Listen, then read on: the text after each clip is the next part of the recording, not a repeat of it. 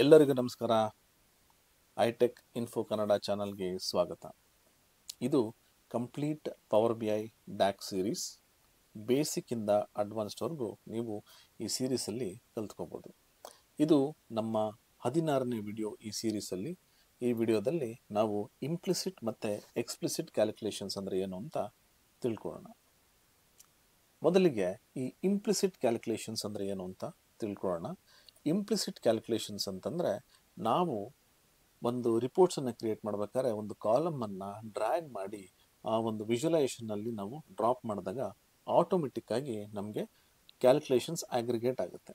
So ಇದಕ್ಕೆ ನಾವು implicit calculations ಅಂತ ಕರಿತೀವಿ. ಇಲ್ಲಿ ನೋಡ್ಬೋದು, ನಾನು ಎಷ್ಟೊಂದು ಪಾಯಿಂಟ್ಸನ್ನು ಕೊಟ್ಟಿದ್ದೀನಿ. ಈ PDF ಅಥವಾ ಪ್ರೆಸೆಂಟೇಷನನ್ನು ನಾನು ನಮ್ಮ ಟೆಲಿಗ್ರಾಮ್ ಚಾನಲ್ ಹಾಕಿರ್ತೀನಿ. ಇದನ್ನು ನೀವು ಡೌನ್ಲೋಡ್ ಮಾಡಿಕೊಂಡು ಕಲ್ತ್ಕೋಬೋದು. ನಾನು ಬ್ರೀಫಾಗಿ ನಿಮಗೆ ಈ ಇಂಪ್ಲಿಸಿಟ್ ಮತ್ತು ಎಕ್ಸ್ಪ್ಲಿಸಿಟ್ ಕ್ಯಾಲ್ಕುಲೇಷನ್ಸನ್ನು ಎಕ್ಸ್ಪ್ಲೈನ್ ಮಾಡ್ತೀನಿ. ರೈಟ್, ಎಕ್ಸ್ಪ್ಲಿಸಿಟ್ ಕ್ಯಾಲ್ಕುಲೇಷನ್ಸ್ ಅಂತಂದರೆ ಸಪೋಸ್ ನನಗೇನಾದರೂ ಆಗ್ರಿಗೇಟ್ ಕ್ಯಾಲ್ಕುಲೇಷನ್ಸ್ ಬೇಕು.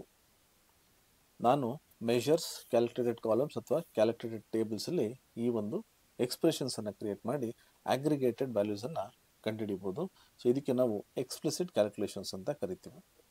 ಯೂಶಲಿ ಎಕ್ಸ್ಪ್ಲಿಸಿಟ್ ಕ್ಯಾಲ್ಕುಲೇಷನ್ಸ್ ಅಂದರೆ ನಾವು ಮ್ಯಾನ್ಯುವಲಿ ಎಕ್ಸ್ಪ್ರೆಷನ್ಸನ್ನು ಬರೀಬೇಕಾಗುತ್ತೆ. ಇದು ಯಾವ ರೀತಿ ಇರುತ್ತೆ ಅಂತ ನಾನು ಪ್ರಾಕ್ಟಿಕಲ್ ಆಗಿ ನಿಮಗೆ ತಿಳಿಸ್ಕೊಡ್ತೀನಿ. ಸೊ ಈ ಇಂಪ್ಲಿಸಿಟ್ ಕ್ಯಾಲ್ಕುಲೇಷನ್ಸ್ ಬಗ್ಗೆ ತಿಳ್ಕೊಳ್ಳೋಣ. ಈ ಇಂಪ್ಲಿಸಿಟ್ ಕ್ಯಾಲ್ಕುಲೇಷನ್ಸನ್ನು ಯಾವಾಗ ಕ್ರಿಯೇಟ್ ಮಾಡ್ತೀವಿ? ಇದು ಆಟೋಮೆಟಿಕ್ಕಾಗಿ ನಾವು ಡ್ರ್ಯಾಗ್ ಆ್ಯಂಡ್ ಡ್ರಾಪ್ ಮಾಡಿದಾಗ ಕ್ರಿಯೇಟ್ ಆಗುತ್ತೆ. ಅಂದರೆ ಆಗ್ರಿಗೇಷನ್ಸ್ ಆಟೋಮೆಟಿಕ್ಕಾಗಿ ಆಗುತ್ತೆ. ಎಕ್ಸಾಂಪಲ್, ಸಪೋಸ್ ನನ್ನ ಹತ್ರ ಒಂದು ಟೇಬಲ್ ಇದೆ. ಆ ಟೇಬಲಲ್ಲಿ ಸೇಲ್ಸ್ ಅಂತ ಒಂದು ಕಾಲಮ್ ಇರುತ್ತೆ. ಕಾಲಮನ್ನು ಡ್ರ್ಯಾಗ್ ಮಾಡಿ ನಾನು ಒಂದು ಟೇಬಲ್ ಅಥವಾ ಒಂದು ಚಾರ್ಟ್ಗೆ ಡ್ರಾಪ್ ಮಾಡಿದಾಗ ಆಟೋಮೆಟಿಕ್ಕಾಗಿ ವ್ಯಾಲ್ಯೂಸ್ಗಳು ಆಗ್ರಿಗೇಟ್ ಆಗಿಬಿಡುತ್ತೆ.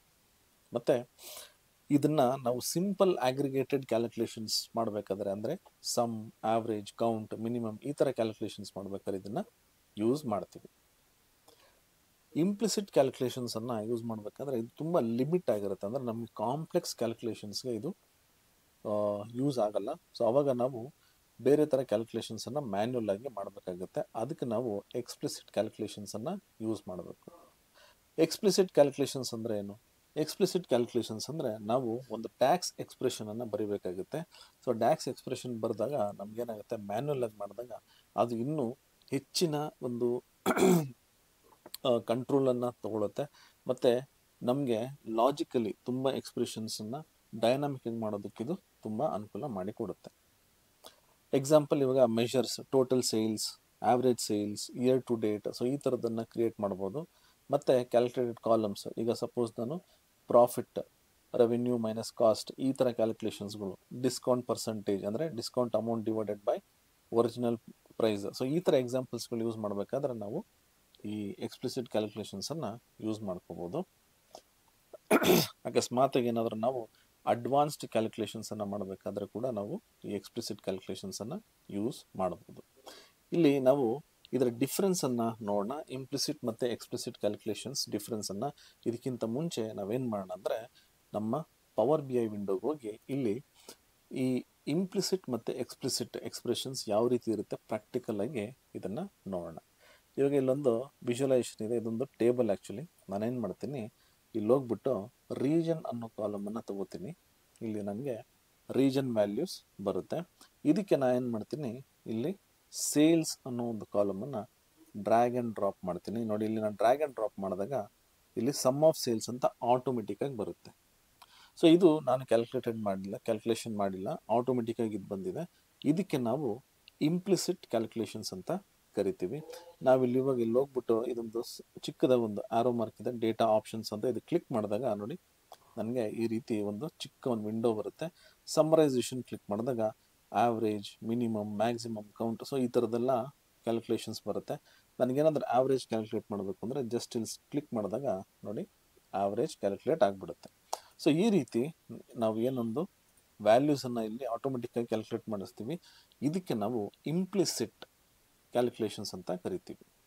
ಎಕ್ಸ್ಪ್ಲಿಸಿಟ್ ಯಾವ ರೀತಿ ಮಾಡ್ಬೋದು ನೋಡಿ, ನಾನು ಇಲ್ಲಿ ಹೋಗ್ಬಿಟ್ಟು ಇವಾಗ ಟೇಬಲ್ ವ್ಯೂಗೆ ಹೋಗಿ ಇಲ್ಲಿ ಮೆಷರ್ ಇರುತ್ತೆ, ಮೆಷರ್ ಮೇಲೆ ಕ್ಲಿಕ್ ಮಾಡಿಬಿಟ್ಟು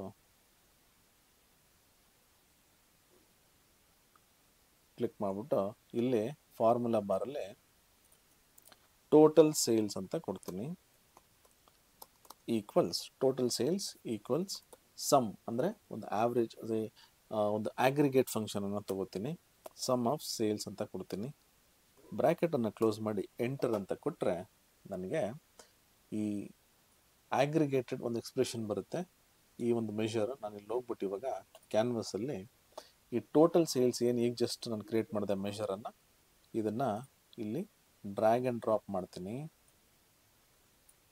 ಇಲ್ಲಿ ಈ ಟೋಟಲ್ ಸೇಲ್ಸ್ ಮೆಷರನ್ನು ಇಲ್ಲಿ ನಾನು ಡ್ರ್ಯಾಗ್ ಆ್ಯಂಡ್ ಡ್ರಾಪ್ ಮಾಡಿದಾಗ ನೋಡಿ ಇಲ್ಲಿ ನನಗೆ ಟೋಟಲ್ ಸೇಲ್ಸ್ ಬರುತ್ತೆ ಸೊ ಇದು ಬಂದು ಎಕ್ಸ್ಪ್ಲಿಸಿಟ್ ಅಂದರೆ ನಾನು ಮ್ಯಾನ್ಯುಯಲ್ ಆಗಿ ಒಂದು ಫಾರ್ಮುಲಾವನ್ನು ಒಂದು ಎಕ್ಸ್ಪ್ರೆಷನನ್ನು ಬರೆದು ಏನು ಕ್ಯಾಲ್ಕುಲೇಟ್ ಮಾಡ್ತೀನಿ ಇದಕ್ಕೆ ನಾವು ಎಕ್ಸ್ಪ್ಲಿಸಿಟ್ ಕ್ಯಾಲ್ಕುಲೇಷನ್ಸ್ ಅಂತ ಕರಿತೀವಿ ಇದಿನ್ನೂ ಅಡ್ವಾನ್ಸ್ಡ್ ಲೆವೆಲಲ್ಲಿ ನಾವು ಮುಂದಿನ ಪ್ರಾಕ್ಟಿಕಲ್ ವಿಡಿಯೋಸಲ್ಲಿ ನಾವು ನೋಡೋಣ ಈಗ ನಾನು ಏನು ಮಾಡ್ತಾ ಇದ್ದೀನಿ ವಿಡಿಯೋಸ್ ಎಲ್ಲ ನಿಮಗೆ ಜಸ್ಟ್ ಒಂದು ಇನ್ಫಾರ್ಮೇಷನ್ ಕೊಡೋದಕ್ಕೆ ಸಣ್ಣ ಸಣ್ಣ ಎಕ್ಸಾಂಪಲ್ಸನ್ನು ಕೊಡ್ತಾ ಇದ್ದೀನಿ ನೆಕ್ಸ್ಟ್ ಹೋಗ್ತಾ ಹೋಗ್ತಾ ನಮ್ಮ ವಿಡಿಯೋಸಲ್ಲಿ ಅಡ್ವಾನ್ಸ್ಡ್ ಕ್ಯಾಲ್ಕುಲೇಷನ್ಸ್ ಅಥವಾ ಅಡ್ವಾನ್ಸ್ಡ್ ವೀಡಿಯೋಸ್ಗಳು ಕೂಡ ನಿಮಗೆ ಟಾಪಿಕ್ಸ್ಗಳು ಕೂಡ ನಿಮ್ಗೆ ಬರುತ್ತೆ ಆವಾಗ ನಿಮಗೆ ಈ ಇಂಪ್ಲಿಸಿಟ್ ಮತ್ತು ಎಕ್ಸ್ಪ್ಲಿಸಿಟ್ ಪ್ರಾಕ್ಟಿಕಲ್ ಇನ್ನೂ ಹೆಚ್ಚಿನ ರೀತಿಯಲ್ಲಿ ಯಾವ ರೀತಿ ಯೂಸ್ ಮಾಡ್ಬೋದು ಅಂತ ನೀವು ತಿಳ್ಕೊತೀರ ರೈಟ್ ಇವಾಗ ನಾವು ಇಂಪ್ಲಿಸಿಟ್ ಮತ್ತು ಎಕ್ಸ್ಪ್ಲಿಸಿಟ್ ಕ್ಯಾಲ್ಕುಲೇಷನ್ಸಲ್ಲಿ ಏನು ಡಿಫ್ರೆನ್ಸ್ ಇದೆ ಇವೆರಡಕ್ಕೂ ಅಂತ ನಾವು ತಿಳ್ಕೊಳ್ಳೋಣ ಇಂಪ್ಲಿಸಿಟ್ ಕ್ಯಾಲ್ಕುಲೇಷನ್ಸ್ ಅಂದರೆ ಅದು ನಾವು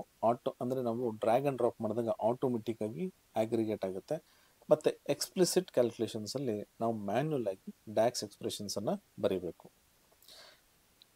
ಇಂಪ್ಲಿಸಿಟ್ ಕ್ಯಾಲ್ಕುಲೇಷನ್ಸಲ್ಲಿ ಲಿಮಿಟೆಡ್ ಅಂದರೆ ಈ ಬೇಸಿಕ್ ಅಗ್ರಿಗೇಷನ್ಸ್ ಇರುತ್ತೆ ಸಮ್ ಆವ್ರೇಜ್ ಸೊ ಈ ಥರದ್ದು ಅಂದರೆ ತುಂಬ ಲಿಮಿಟೇಷನ್ಸ್ ಇರುತ್ತೆ ಅದೇ ಎಕ್ಸ್ಪ್ಲಿಸಿಟ್ ಕ್ಯಾಲ್ಕುಲೇಷನ್ಸಲ್ಲಿ ಅದು ನಮಗೆ ಅಡ್ವಾನ್ಸ್ಡ್ ಫಂಕ್ಷನಾಲಿಟಿ ಅಂದರೆ ಕಂಡೀಷನಲ್ಸ್ ಟೈಮ್ ಇಂಟೆಲಿಜೆನ್ಸ್ ಮತ್ತು ಕಸ್ಟಮ್ ಅಗ್ರಿಗೇಷನ್ಸ್ ಮಾಡೋದಕ್ಕೆ ಈ ಎಕ್ಸ್ಪ್ಲಿಸಿಟ್ ಕ್ಯಾಲ್ಕುಲೇಷನ್ಸ್ ನಮಗೆ ಅನುಕೂಲ ಮಾಡಿಕೊಡುತ್ತೆ ಇಂಪ್ಲಿಸಿಟ್ ಕ್ಯಾಲ್ಕುಲೇಷನ್ಸ್ ತುಂಬ ಕಾಂಪ್ಲೆಕ್ಸ್ ಸಿನಾರಿಯೋಸ್ ಮತ್ತು ಕಂಡೀಷನಲ್ ಲಾಜಿಕ್ಸ್ಗಳನ್ನು ಮಾಡೋದಕ್ಕೆ ಅಲೋ ಮಾಡಲ್ಲ ಅಷ್ಟು ಅಡ್ವಾನ್ಸ್ಡ್ ಆಗಿ ಇದನ್ನು ಹ್ಯಾಂಡಲ್ ಮಾಡೋಕ್ಕಾಗಲ್ಲ ಬಟ್ ನಮಗೆ ಎಕ್ಸ್ಪ್ಲಿಸಿಟ್ ಕ್ಯಾಲ್ಕುಲೇಷನ್ಸಲ್ಲಿ ತುಂಬ ಫ್ಲೆಕ್ಸಿಬಿಲಿಟಿ ಇರುತ್ತೆ ಮತ್ತು ನಮ್ಮ ಅಡ್ವಾನ್ಸ್ಡ್ ಬಿಸ್ನೆಸ್ ಅನಾಲಿಸಿಸ್ಗೆ ಇದು ತುಂಬ ಅತಿ ಅವಶ್ಯಕವಾಗಿರುತ್ತೆ ಸೊ ಇದು ನಮ್ಮ ಇಂಪ್ಲಿಸಿಟ್ ಮತ್ತು ಎಕ್ಸ್ಪ್ಲಿಸಿಟ್ ಕ್ಯಾಲ್ಕುಲೇಷನ್ಸ್ಗಳ ಡಿಫ್ರೆನ್ಸ್ ಸೊ ನಾವು ಇಂಪ್ಲಿಸಿಟ್ ಮತ್ತು ಎಕ್ಸ್ಪ್ಲಿಸಿಟ್ ಕ್ಯಾಲ್ಕುಲೇಷನ್ಸನ್ನು ಯಾವಾಗ ಯೂಸ್ ಮಾಡಬೇಕಾಗುತ್ತೆ ನೋಡಿ ಅಕಸ್ಮಾತ್ ನನಗೆ ಏನಾದರೂ ಒಂದು ಕ್ವಿಕ್ ಮತ್ತು ಸಿಂಪಲ್ ಅಗ್ರಿಗೇಷನ್ಸ್ ಮಾಡಬೇಕು ಅಂದರೆ ರಿಪೋರ್ಟ್ಸ್ ಮಾಡಬೇಕು ಡ್ಯಾಶ್ಬೋರ್ಡ್ ಮಾಡಬೇಕು ಅಂದಾಗ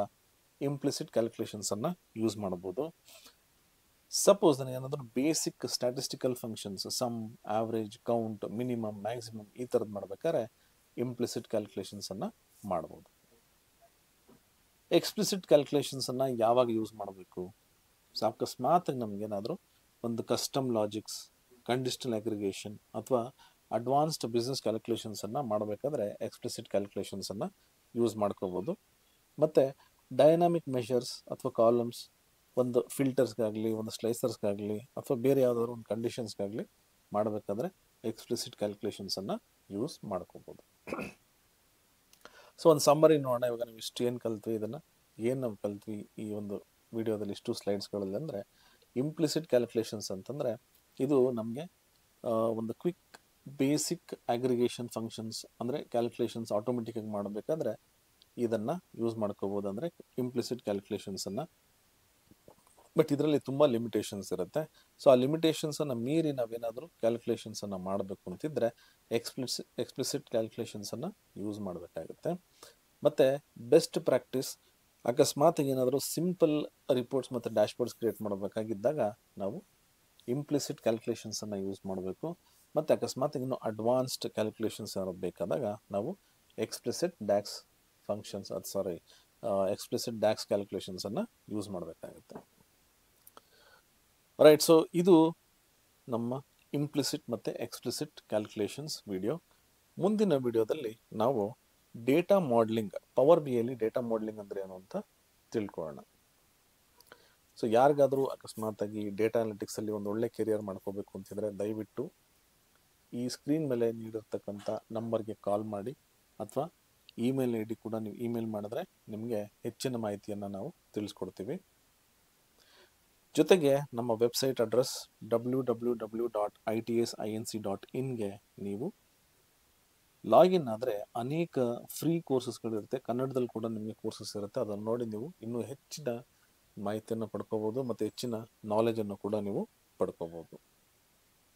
ನೀವೇನಾದರೂ ನಮ್ಮ ಚಾನಲ್ಗೆ ಹೊಸಬರಾಗಿದ್ದು ಈ ವಿಡಿಯೋನ ಫಸ್ಟ್ ಟೈಮ್ ನೋಡ್ತಿದ್ರೆ ನಮ್ಮ ಚಾನಲ್ಗೆ ಸಬ್ಸ್ಕ್ರೈಬ್ ಮಾಡೋದನ್ನು ದಯವಿಟ್ಟು ಮರಿಬೇಡಿ.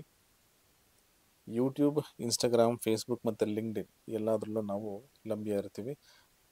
ಈ ಸೋಷಿಯಲ್ ಮೀಡಿಯಾ ಪೋರ್ಟಲ್ ಲಿಂಕ್ಗಳನ್ನು ನಮ್ಮ ಡಿಸ್ಕ್ರಿಪ್ಷನಲ್ಲಿ ನಾನು ಪೋಸ್ಟ್ ಮಾಡಿರ್ತೀನಿ. ಆ ಲಿಂಕ್ಗಳನ್ನು ಬಳಸ್ಕೊಂಡು ನೀವು ನಮ್ಮನ್ನು ಫಾಲೋ ದಯವಿಟ್ಟು ಮಾಡಿ. ಈ ವಿಡಿಯೋ ನಿಮಗೆಲ್ಲ ಇಷ್ಟ ಆಗಿದೆ ಅಂತ ನಾನು ಅಂದ್ಕೊಂಡಿದ್ದೀನಿ. ಇಷ್ಟ ಆಗಿದ್ರೆ ದಯವಿಟ್ಟು ಒಂದು ಲೈಕ್ ಮಾಡಿ ಮತ್ತು ನಿಮ್ಮ ಅನಿಸಿಕೆಗಳನ್ನು ಕಮೆಂಟ್ ಮಾಡಿ.